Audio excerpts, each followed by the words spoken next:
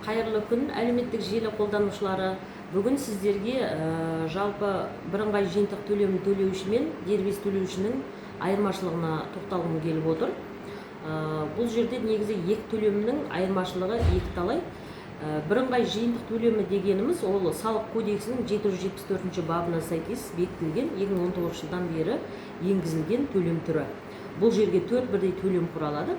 Яғни оның ішінде әлеуметтік төлем бар, жеке табыс салығы бар, зейнетақы жинағы бар және міндетті әлеуметтік медициналық сақтандыру жүйесінің жарнасы бар.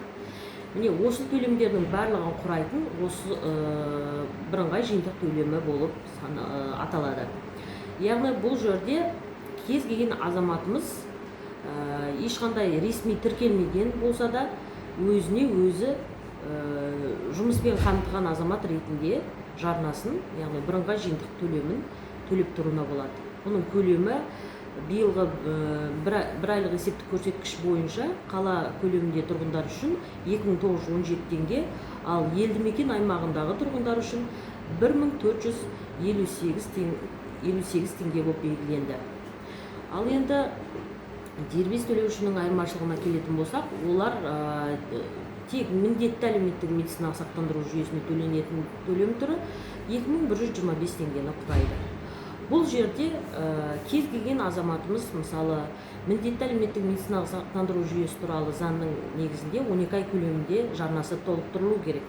Кейбір азаматтарымыз жұмыс жасамауына байланысты болмаса, тағы да басқа мәселелерге байланысты жарнаны уақытына төлемеуіне салдарынан өткен жылдардың көп уақытын қарыз қордаланып қалды, яғни мәмс жүйесіне қатысты. Міне осы төлемдерді өткен айларға төлеу мүмкіндігін алатын төлем түрі ол дербес төлеушілердің төлемі. Яғни 2125 теңгені төлеу арқылы сол төленбеген айларды төлеп шығуға болады, өткен айларды.